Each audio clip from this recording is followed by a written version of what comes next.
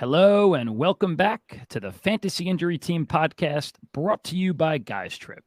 Are you planning a golf trip, bachelor party, sporting event trip, or just need a weekend getaway with the guys?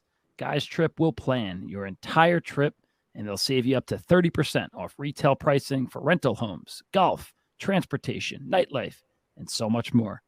Visit guystriplive.com and use the code FIT for 10% off your fee today. Guys Trip, just show up. All righty, Tom. Week one, of course, as always, full of surprises. We had fantasy standouts. We had our disappointments, unfortunately, which we'll talk about today. Some really devastating injuries that we have to get to, all of which we'll analyze and discuss. So, Tom, the doctor of physical therapy, how are you doing? And did you survive week one? Well, it depends what team we're talking about, of course. In 7 leagues this year, I think I went 4-3 in total. But holy hell, did my main home league team stink it up. I think I had 57 points. Miserable. Were you a victim of T. Higgins? I was. Okay. Dallas Goedert? No, didn't have Goddard. Okay. What's my team? It's Kyle Gino, Pitts with the nothing. Kyle Drake Pitts, London, yep. nothing. Kyle Oh, Pitts, my yep. goodness. Yep. Yeah, it's Gino who didn't do great. Nick Chubb was solid. Jacobs, not much. Higgins, 0. DJ Moore stinks. Ugh. Pitts stinks. Hopkins, meh. And I don't even know who my kicker is, but an absolutely abysmal performance. But it sounds like at least you avoided some major injuries. That's how I'm 0-1. I had Lamar, Mark Andrews, who was out. I had Cam Akers, who knows, maybe that's Kyron Williams, but I'll go on and on about my team. Rashad Penny, who was a healthy scratch. I'm not even going to get started about my team, but at least I avoided major injuries. Were you okay, at least on the injury front, hopefully? Or Yeah, we're good there. My team name is the Fantasy Healthy Team. So, all right, so silver lining, you're healthy. Until next week when craziness happens. But yeah, man, I mean, more serious tone. The Rodgers injury was horrible. Like we talked about, London, T. Higgins, Kyle Pitts, Goddard, nothing. A lot of surprises there. And there were some standouts too. Zay Flowers, Puka Nacua, my boy. Kyron Williams had a big role. I was going to say my heart can't take the roller coaster of emotions anymore, but it's just week one. But that's why we do this, Tom. And this is fun. This is fun. It's supposed to be fun, Tom. And week one it's never predictable. It's something crazy happens every year, or many things that are very unexpected happen this year. Such sloppy play across the league, I thought. Oh yeah. In my main league I was talking about, only one person went over 100 fantasy points. And this isn't like a low scoring, this is half PPR, pretty typical roster alignment, and just one person broke 100. It was crazy. A lot of low scoring in my league too. A lot of like 87 to 80 scores. My team had 78. So let's fix that, Tom. Let's get into some stuff here. You could tell me how I could fix my team, and I'll tell you how you could fix yours. So today, guys, got a great show for you. And this is what we do every Wednesday night we record. So we have, of course, our main segment where we're going to sit and talk about injuries, and Tom will give us his expert opinion on them. We'll give you some player updates from around the league. We'll, of course, give you our sleeper picks. That's one of our great sponsors. And then the Vampire Diaries. So, again, before we get into our players, guys, you got to realize that, of course, Tom's a smarty pants over there, and he's got, he's very knowledgeable on this stuff. But also, this data, a lot of it, guys, is this information is data-driven, right? And you guys can go to, shameless plug here, but really, seriously, go to fantasyinjuryteam.com, click on that injury list on the top right, explore the data for yourselves, guys. This is what we talk about all the time, how players are going to perform coming off a hamstring injury, off a shoulder injury, off a high ankle sprain, right? Statistics aren't perfect, but trends are helpful. And that's what we're here for you guys to do, to give you an edge over your league mates. So we'll listen to this podcast. So, Tom, let's start today with a big one who actually, I was reading earlier, he was actually mispracticed today. Yeah, he has an ankle injury. Austin Eckler, of course, I'm talking about.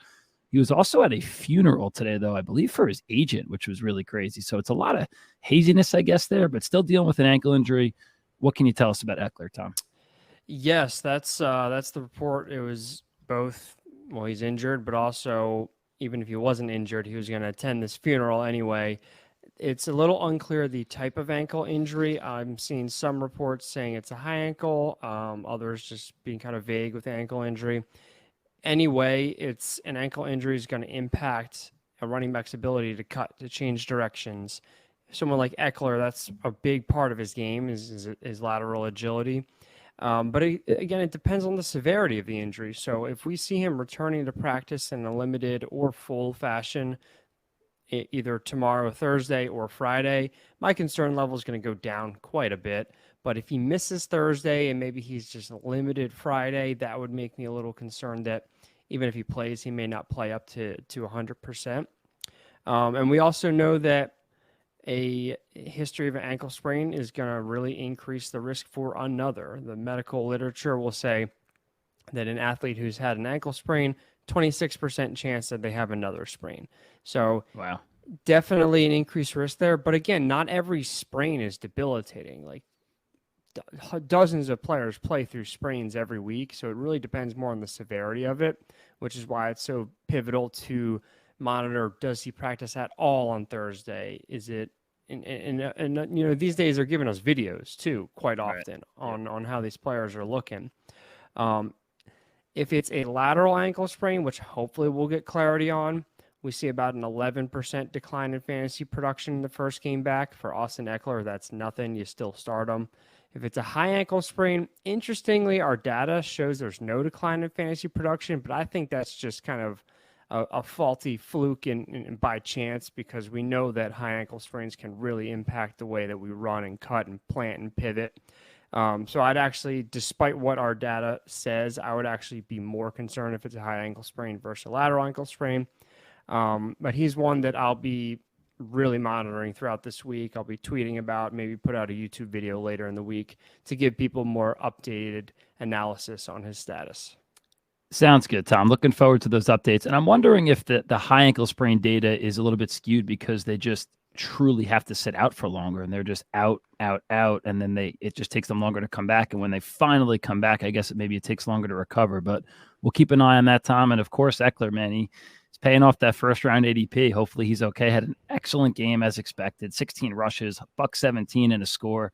Of course, adding some catches. We saw him play the air guitar like he always does. But just a guy to talk about here, right? And always waivers are important.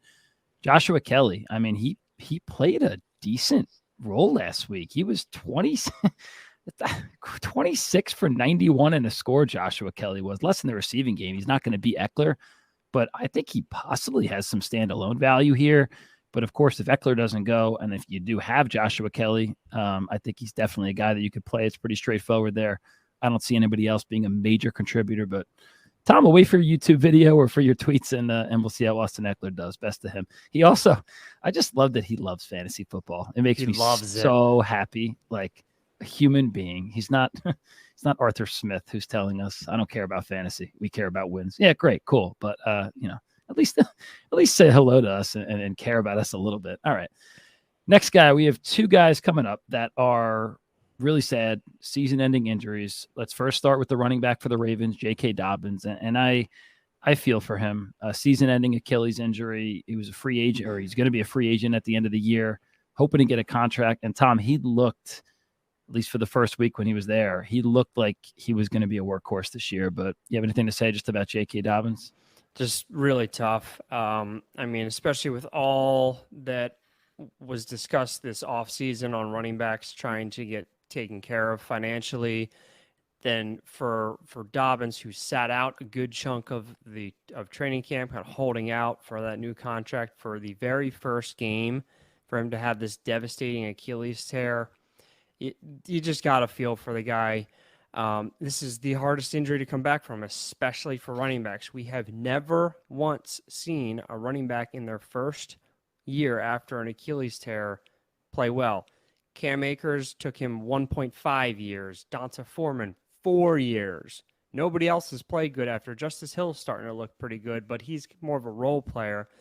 So we really haven't seen like a workhorse back come back from this injury in a timely manner. Now he's only 24. That's so critical here. That actually does give him somewhat of a chance to make it back. If he was like 29, likely done.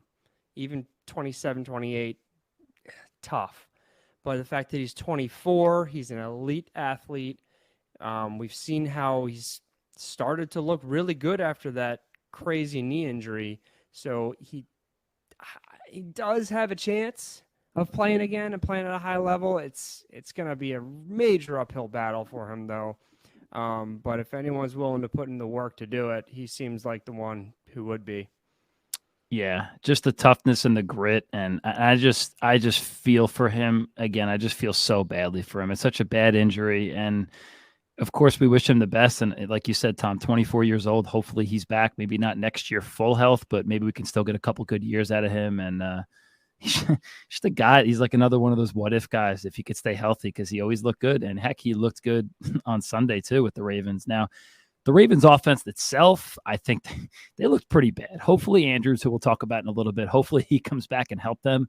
But fantasy implications here, guys, I think it's not as straightforward as an Eckler, Joshua Kelly situation. And I think it's going to be muddy. I think it's going to be ugly all year. I know we want it to be easy. We want to say plug in Gus Edwards, or we want to say, hey, Melvin Gordon or Justice Hill. But listen, it's going to be ugly. It's going to be a committee there. Justice Hill, I saw a lot of people, Tom, running to pick him up because, yeah, he scored 2 touchdowns, 8 carries for 9 yards. It's yuck. It's gross. Yeah, he scored twice, got in the end zone, but I don't know how much of a role he's going to play, at least partially, some role. These guys are probably worth rostering, but I don't think playing them this week would be wise until we get a little bit of a clearer picture of that backfield. Melvin Gordon, it figures to play a role. A team I could see maybe signing one of these guys, Kareem Hunt or Fournette. And then just quick, Zay Flowers. What a standout, man. What a stud. What an absolute monster he was. And probably going to continue that this year as well. So good luck to J.K. Dobbins. We hope for the best. And again, we're still waiting for some clarity from that backfield. Bouncing over to New York and another it just sucks when you hear these things and see these things happen. 4 plays into the year, Aaron Rodgers goes down, torn Achilles. He's 38? No, older. What is he? 39 years old. Okay. Again, prayers out to him. And if they're watching Hard Knocks, I really started to take a liking to him just as a person, as a player. And we wish him the best too. But what do you have for Rodgers, Tom? Well, I think this is going to come down to, does he want to keep playing? So if we look at purely from a medical standpoint, he's old. 39, will be 40 next year. Very unlikely that he recovers 100% from this. Like, it just doesn't really happen at that age with this significant of an injury. Will he be able to do life things? Yes, absolutely. He'll be able to go through his life. He'll be able to go to the grocery store. He'll even work out, even play pickleball, play golf, all that stuff. And he may even be able to play quarterback. And here's why. It's his left side. It's not his right Achilles. He's a right-handed quarterback, so he pushes off with that right leg to generate his power. And we know from research that most people, after an Achilles tear, a full year later, still have a 10 to 30% deficit in strength in the calf Achilles complex on the injured side compared to the unaffected side. So if this was his right Achilles, I don't know that he would ever be able to get that deep ball back because he needs to push off that leg. It's his left side, though. He's not a running quarterback anymore. So if he wants to play, he could probably play.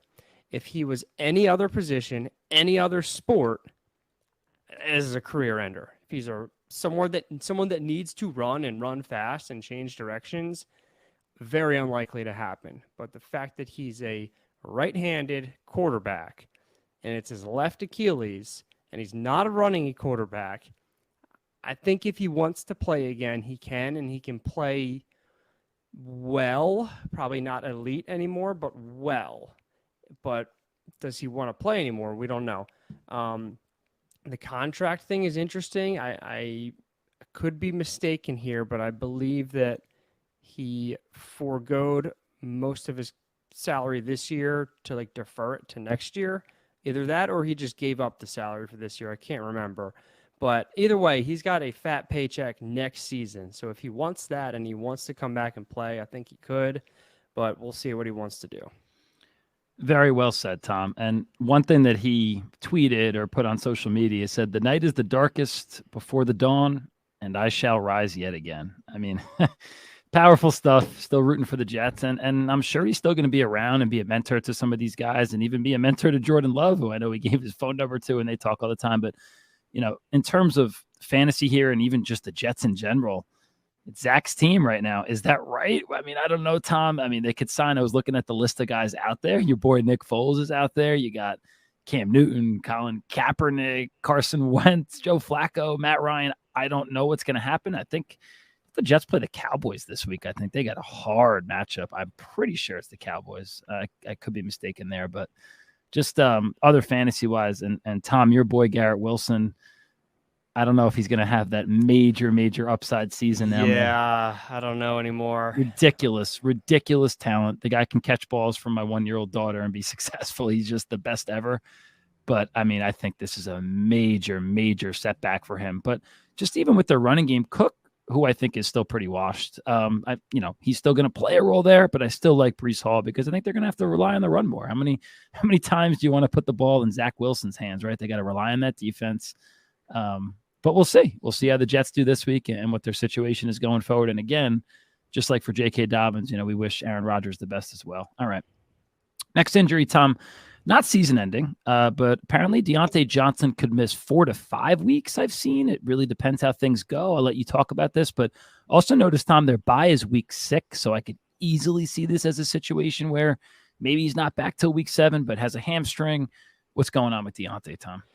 It must be a pretty significant hamstring. We're definitely looking at a moderate grade 2 if that's the timeline they're giving us, 4 to 5 weeks. And a grade 2 injury indicates that there is true tearing of the muscle. Usually about 10 to 50% of the muscle fibers are affected. And that's going to impact ability to generate strength. We're going to see a major decline in strength when there's that much injury. And usually that takes about 4-ish or so weeks to heal. So that is probably an appropriate time frame. And especially with you pointing out week 6 is their bye, we know the hamstring recurrence rate is so high. Why would they rush him back before that bye? Like, just let him go until week 7. So he's going to be hanging out on your IR for a while, but don't drop him. He can definitely be productive in the second half of the season. Recurrence, obviously, something we're going to have to be mindful of. I probably wouldn't play him the first week he's back, but, I mean, we'll talk about that several weeks from now when it gets to that time. He's a very quick, speedy receiver, so definitely going to see a little bit more load on the hamstring with that, but he's really not a deep threat. So it's not like it's George Pickens, his teammate, who's always running 50 yards down the field, because we know that it takes time, it takes distance to get up to that peak sprint speed, which is where the load on the hamstring is at its greatest. So not what we want to hear. Not the end of the world, though. Keep him on your IR. Don't drop him, and he could be useful second half of the season. And Tom, you said he's a grade 2. I forget. You're gonna have to remind me. What's that? That's what it sounds like. They did not announce that, but that time frame tells me it's probably a grade 2 injury. Okay, and then off that, if it's like fully torn, what's the high? Is it 3, 4? What's the? I forget what the high is. Yeah. So sometimes if it's a grade 3, sometimes it'll be surgery. Sometimes they'll try to do conservative, but it's bad. Like that would be. I'm not saying that's what this is. I was just curious. Which okay, cool. And I was buying into the Steeler hype a little bit, Tom, but they looked. I mean, at least this past week, they looked really incapable. Again, against a really strong 49ers defense, but just again, I always like to talk fantasy implications, right? That's what I do. Maybe Allen Robinson can be fantasy relevant again. Might be worth the pickup. Tom, 5 for 64, a team high 8 targets. Maybe a low end flex play if you're desperate. I mean, on this offense, Calvin Austin was involved. 6 catches, Pickens with 5. But really, the yardage was really bad. Pickett didn't play so well. But Steelers face another real tough matchup this week. Cleveland on Monday night. So I would probably stay away from playing just about everybody on this team. Maybe Najee, but it's tough. It's tough. And again, we got to wait for some clarity there as well. Okay, next receiver, Tom. We're rolling right through here. Jacoby Myers. He is in the concussion protocol. Tom, just as we expected through the first week. Jacoby Myers, wide receiver 3 in fantasy football. Hey, all he did was bring in 9 catches on 10 targets, and he also got in the end zone twice. Jacoby Myers, everybody, just as we expected. But what do you expect from him this week, and do you think he's going to be back? It's totally dependent on how he progresses through the concussion protocol. So we'll just have to keep looking out for reports. Usually we know pretty early in the week if they're going to make it through the protocol. Our colleague of ours, Andrew Tierketter, wrote our concussion article on the fantasyinjuryteam.com. He's a concussion specialist. Amazing article. Highly recommend checking it out. But we'll just have to keep monitoring the practice reports for Myers. If he does play, don't expect it to impact his production whatsoever. Fair enough. And as of right now, you could be a nice compliment to Devontae Adams. Tom, I'm not great at math, but Adams and Myers accounted for 147 of Jimmy G's 200 yards. I don't know the percentage there, Tom. A lot. Almost 75% of the yards. But hey, man, he could be a nice little compliment there in that offense. Hopefully he's back this week. We'll continue to look at that. Let's bounce over to the Birds, Tom. Let's talk about Kenny Gainwell, who has a rib injury. And I read recently he was trending downward, but I'll let you talk about him, Tom. And I think they play tomorrow, or this is airing on Thursday. So today, if you're listening, right, Tom? So what's going on with Kenny? He was just ruled out, actually. Okay. So we do not need to worry about whether we're going to start him or not, because we're not going to start him.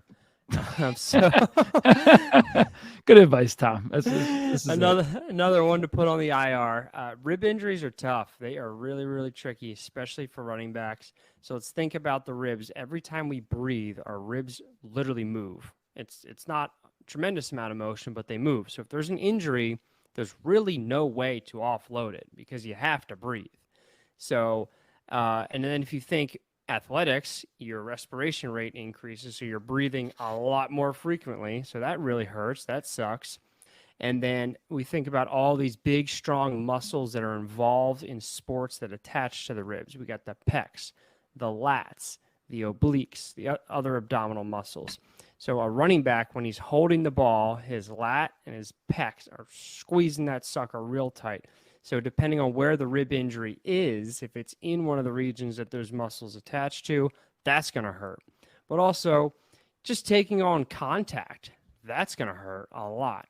So sometimes players play through these, sometimes they can't. It just looks like this was too quick of a turnaround for Gainwell.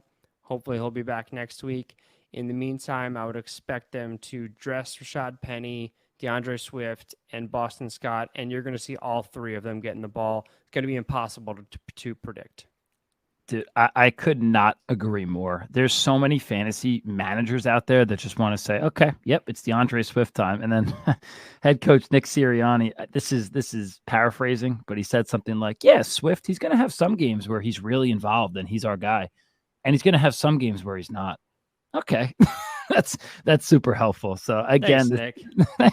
Thanks so much. At least it's better than like a lying Sean McVay. I love him as a coach, but talking about how Cam Akers is the guy, and then here comes Kyron Williams. Don't get me started, Tom. Or I started myself, but but your Birds. Listen, I can't talk because the Giants lost 40-0. Birds barely squeaked it out against the Pats, but at least they got the win.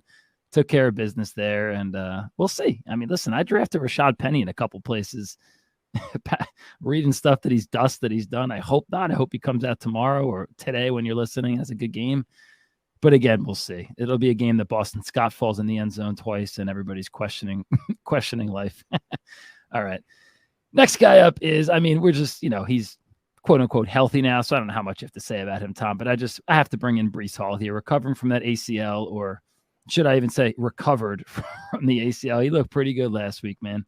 What do you think? Anything to say? You see that long run of his, but he slowed down. Old Breece puts that in the end zone, but for sure. And we talked quite a bit this offseason about how if any running back is going to break the mold of running backs in year one after ACL, it's going to be Breece Hall because he was so young. It was only the ACL that was repaired. I know the meniscus was also injured. I have not seen one single official report saying that was repaired. Freak athlete, and he had a reasonable amount of time to rehab. Yep. So he had all these things going in his favor. It's still very hard to be productive in the first year after an ACL, but oh my God, he looked good. He's going to do it, Tom. So good. So I'm all in on him after that week. Like he could be a league winner, especially with Rodgers going out. They're going to need to rely on him even more. Listen, I got to pat myself on the back here. I said it 4 weeks ago, 3 weeks ago. He is going to be a league winner. You get this dude in the 4th round, he's about to perform. Listen, I'm not doing victory laps yet. Still week 1. He looked good. Tom, 12.7 yards per carry. Yes, that 70 or 80-yard scamper helped him out. Dalvin Cook, who people for some reason want to believe in, 2.5 yards per carry. It's abysmal. And he's over the hump. He's been over the hump. Breece Hall's the man, and I think it is time to start him. And I thought last week it was going to be till week 1 to week 4, 5. He's going to go in my starting lineup, Tom. I think they're going to really lean on him with Zach Wilson leading this offense, and he's going to be the guy. So good to see a really good recovery, at least so far. All right, 1, 2, 3, 4, 5 players left, Tom. A lot of injuries to talk about, so thank you guys for bearing with us here, but a lot of good information. So Jerry Jeudy, he has a hamstring injury. Sat out last week. What's his level of activity looking like, Tom? Can we expect Jerry Jeudy back this week? Limited in practice today, about 3 weeks out from injury, and Sean Payton actually said that he was, close to playing last week. Receivers average missing 1.8 games with a hamstring, but of course that's so dependent on the severity of it. And Judy's looked really bad. I mean, he was carted off the field. But apparently he's responding really well to treatment, and he's able to get on the field today. I think it's worth monitoring how he does over the course of the week, because even if he does play, I don't know that I'm ready to start him yet. Just seeing how significant it looked of an injury. Also, from a statistical standpoint, receivers see a decline of about 12% decline in their fantasy production and a 16% decline in their snap rate in the first game back. That's not major, but for someone like Jeudy, who's kind of like a fringe receiver 3 flex, that may be the difference in him versus someone else on your roster. And he's going to be at a high risk for re-injury if he does play this week. Just simply, that's just how hamstrings are, especially when they were significant enough to force you to be carted off the field. So another one that I'll keep updates on throughout the week, but even if he plays, I'm not sure that I'm ready to trust him this week. I'm certainly not. I'm not trusting him yet. It could be limited on snaps, or it could be limited again just because he's coming off this injury, and we got to wait and see. Russ looked okay, but no one else really stepped up. Tom, some of these stat lines, man, unbelievable. The leading receiver on the Broncos last week, Samaje Perine, with 37 yards. Okay, lovely. Cortland Sutton didn't do too much. I mean, Marvin Mims, obviously still a rookie playing his first game, but that team needs Jerry Jeudy back. Like they need. They sure do. They do. So again, I think you wait, but then hopefully week 3, we see a little production week 2. All right. Travis Kelce, Tom, knee injury, obviously missed week 1, but he played. Their game was on. They were the first game, so I guess more recovery time, if you will. Did he practice today, Tom? What's up with Kelce for this week? Yeah, he did a little bit. We saw a short video of him jogging and then jumping into his teammate. And he looked fine. How was his vert? A good vert on the jump? I don't know that he was going all out. We're about 11, or he will be about 11 days from injury to Sunday. So that's, we talked last week about how with this injury, the bone bruise, it's about getting the swelling down as fast as you can. 11 days is a lot of time to get some swelling down, to restore range of motion, restore strength, and single leg function. So I think it sounds like he's going to play. And while he may not be 100%, 50% Travis Kelce is good enough to start. Is top 3 in the NFL, or top 3 for fantasy tight ends still. He could be 25% of himself. You start him. It doesn't matter. Exactly. So if he's playing, you don't think about it. You start him and you don't think about it. I don't really see this as a major risk for a re-injury or an exacerbation of an injury. And I think he'll only get stronger the further out from his injury he gets. All right. We hope that for Travis Kelce. And one more thing, Tom. Just curious, do you like Russian roulette? Do people enjoy that game, playing Russian roulette? Is that the one where you have one bullet in the gun? Yeah, you might get lucky. You might get unlucky. How do you get lucky? Like what If you live, Tom, maybe this is a horrible analogy, but what I'm trying to get at here is not about Kelsey. It's about the Chiefs. I'm so sick of people on Twitter, on all this stuff, trying to claim that anybody on the Chiefs, for receivers, besides for Kelsey, is going to be productive. Tom, back to the game of Russian roulette. That's what it is. For years, we've been trying to say it's going to be this person, that person. It's going to be Rashee Rice one week. It's going to be MVS the next week. Then it's going to be Justin Watson and Richie James and this next guy they pull up off the street, right? Like, I'm just so sick of people trying to tell me, unless you disagree with me, Tom, but, Sky Moore, whoever, right? Like, is there a world where you play these guys? There can't be. There can't be a world. Absolutely not. I started Sky Moore in one league and he got me 0.4 of a point. So it's not you don't worth start it. Any of them until they prove that they should be started. Until they do it for 3 weeks straight, because one guy's going to go up 1 week, down 1 week. I've been saying for 3 years, Tom. I just don't understand the narrative of picking Chiefs wide receivers. Moving on, unless he's Tyreek Hill a couple of years back. That's a different story. All right. Tom, my tight end, who I love, is Mark Andrews. Quad injury, according to John Harbaugh, could be coach speak, but he looks good. Is he playing this week? Of course, if he plays, we're playing him. Similar boat to Travis Kelce, but please tell me he's going to play this week, Tom. It's the different injury, but same story as Kelce. You monitor him throughout the week, and if he plays, you start him. With the quad's super involved in anything athletic, sprinting, cutting, jumping, huge, strong muscle. So when it's injured, it can really affect your mobility, which obviously would impact his ability to get you fantasy points. We do see about a 17% decline in fantasy production for tight ends in their first game after this injury. But again, he's so much better than everyone else that I don't care. If he plays, you start him. That's all that I really have for notes here. If he plays, you play him. That is all, folks. On to Christian Watson. Another guy, a lot of hamstrings. The hamstring injury, is his injury situation improving? What do you got on Watson? Well, it doesn't seem like it because he did not practice today. And this is the same hamstring that he's injured in the past. So that's not good. We know that when hamstring or with really any muscle, after it gets injured, it's not going to heal at the same capacity that it once was. There's going to be some scarring in there that's not quite as strong as the native tissue. That's part of the reason that exacerbations are so common. That's one of many reasons. We're not going to go down that rabbit hole today. But also, he's a speed guy. So he's downfield burner. He's going to be loading that hamstring more than someone who's a possession receiver. So more likely to have that re-injury when he returns, or just to be affected by it if he returns and his hamstring has not fully regained its strength and explosiveness. And the same stats that we listed earlier apply here: a 12% decline in fantasy production and a 16% decline in snap rate for receivers in their first game back from a hamstring injury. So he's another one that I need to see him play for a week before I start him.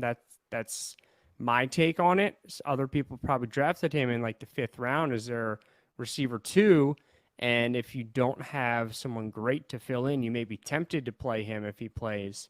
But I'm on the side of let me see it from him for a week. Let me see him get through a game before I start him. I agree with that too. And I know for a lot of these injuries, including Watson, I've been saying, and I know we're not all fortunate to have unlimited depth. Like, we might be in a situation where you have to play Judy or you have to play Watson. But again, this is a guy that I'm trying, if I can, to actively avoid until we see a little bit of production. Of course, there's going to be a decline. But even without him, Packers thumped the Bears 38-20. Jordan Love looking pretty damn good. Really efficient, man. 15 for 27, 245, 3 touchdowns. But just without Watson, it's going to be tough to predict the wide receivers here. And again, I'm not necessarily offering you suggestions of who to play, but I'm saying I probably wouldn't play, Jaden Reed, Romeo Doubs. I'm just not sure about them. But a guy I like, Tom, one of your bold predictions was a rookie tight end is going to do well. Luke Musgrave, he looked the part first week, man. He had 4 targets, 3 catches, 50 yards. Like, I'll take that for a tight end that I probably drafted in the 15th round in his first game, right? So he's a guy I think that you could maybe play as a real low-end tight end. He's going to get some targets. But they are a little bit injured, this offense, and that perfectly transitions to our last player here, the running back for the Green Bay Packers, Aaron Jones, who, by the way, what else is new? Aaron Jones is your current fantasy RB1. What else is new? Aaron Jones in top 5 finishes. That's what this guy does. Dude, last week he only played, 3 quarters? He left in the third quarter. Still RB1 at 41 rush yards and a score, 86 receiving yards and a score. But again, has a hamstring injury. What can you tell us about Aaron Jones? Didn't practice Wednesday. We saw this injury as he was scoring the touchdown. Like, I think it was right before he got into the end zone. He started reaching at his hamstring. Didn't practice Wednesday.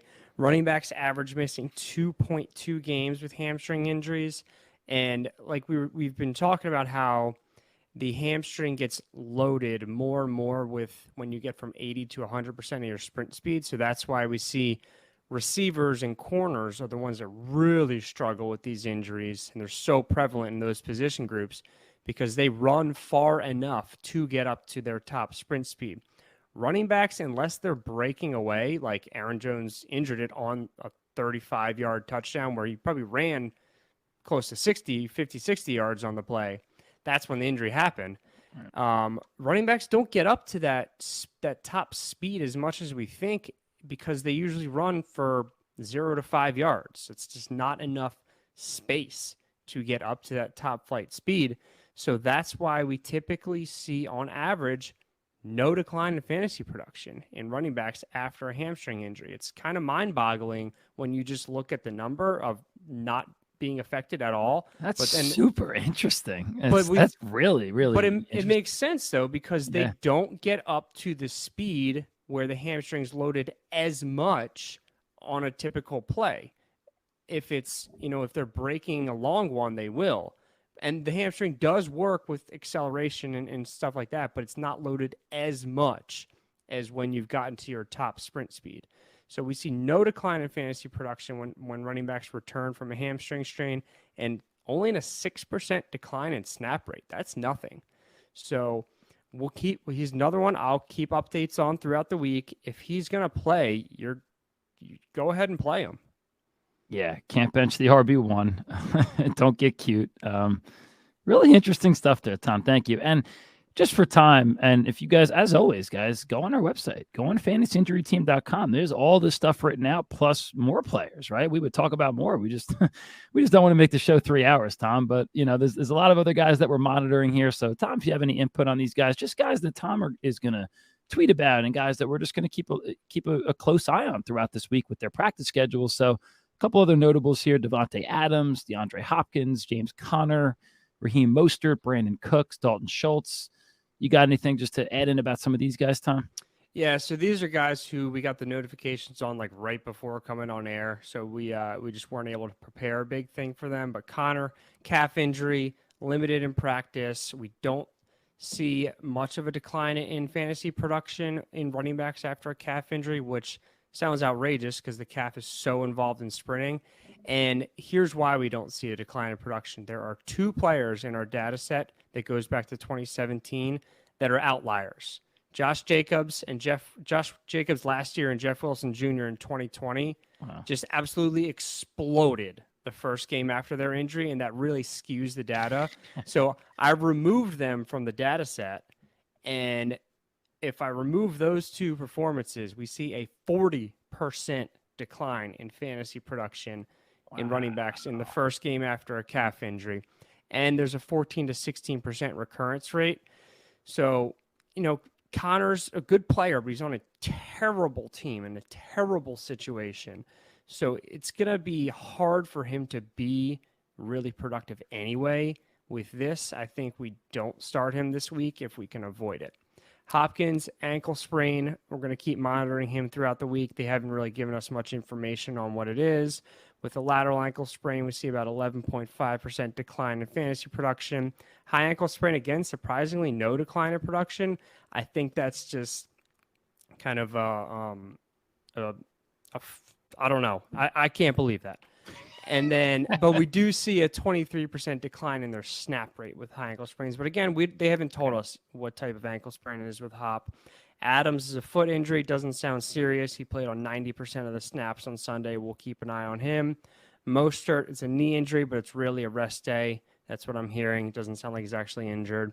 Schultz sounds like a quad injury. So the stuff we talked about with Mark Andrews, with how the quad functions and that 17% decline in fantasy production in tight ends. Well, with Andrews, we said that's not a big deal. With Schultz, that is a big deal. He's a fringe tight end starter anyway. So we are going to avoid starting him this week if we can. And Brandon Cooks, vague knee injury. They're not telling us much detail, but McCarthy says it sounds like he'll practice tomorrow. So we'll keep an eye on him as well.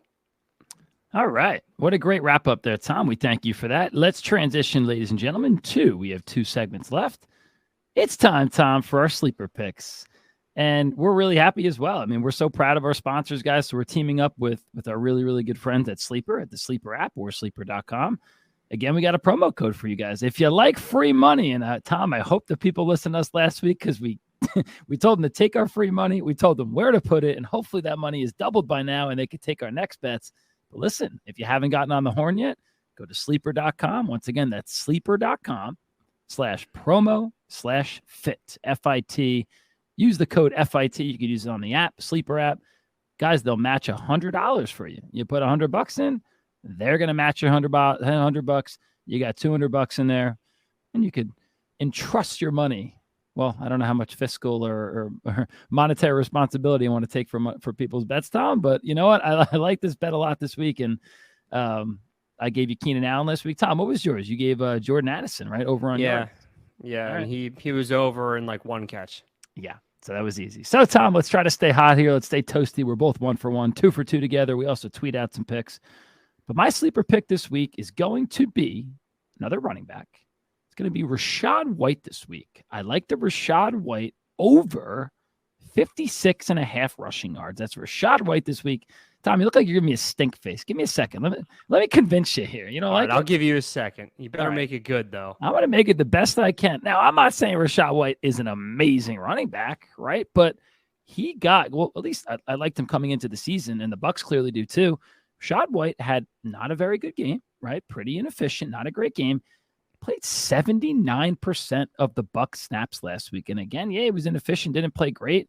He is very, very clearly the lead back here in what you could probably call an 80% snap share, a bell cow role. And last week, the Bucs were 4.5 point underdogs, right? They had to throw a lot as they were playing. I think they played the Vikings last week. Okay. Rachaad White still had 17 carries. That was 10th most in the NFL. He's getting the ball a lot this week. Okay. Coming up, I anticipate even bigger workload for him. Doesn't have to be crazy. Say he gets 18 to 20 carries. Why are they going to get that many carries? Well, because now this week, they're not underdogs. They're favorites. They're home. They're playing against the Bears defense, who, by the way, just let Aaron Jones dominate them. Aaron Jones is now the running back 1, ran for 4.6 carries last week. So 17 carries as an underdog, right? What is he going to get as a favorite? Give this man 18, 19, 20 carries. All he has to do at that point is average 3.1, 3.2 yards per carry, which, by the way, is not good, and he should be better than that. I think 56.5 is a low number. I'm not saying he's going for hundreds, but 56.5, Tom, you get the ball 18, 19 times as a bell cow, you better reach 60 yards. Did I convince you? You did not. That is one I will not be taking this week. I don't think he's very good. I think we're going to see Sean Tucker slowly take over more and more control of that backfield. That's fine, but not this week. All right, we'll see. What's the movie? Adam Sandler. You are awarded no points, and may God have mercy on your soul. It's Billy Madison, or I'm so bad with movies, but you got me stumped. Clearly, you are too. Whatever. It's a rambling scene. All right, Tom, top that, because clearly it's easy for you to top my Rachaad White pick, but I'm all in on it. I'm going 2-0. Yes, I will top that, and I will go with another running back, one who actually played well last week. It's your guy, Joe, Tyler Algier, over a half touchdown. And on Sleeper right now, they have a 2.52 times multiplier on this. That's just too juicy to not take. So this guy had 15 carries last week. 2 of them went for touchdowns.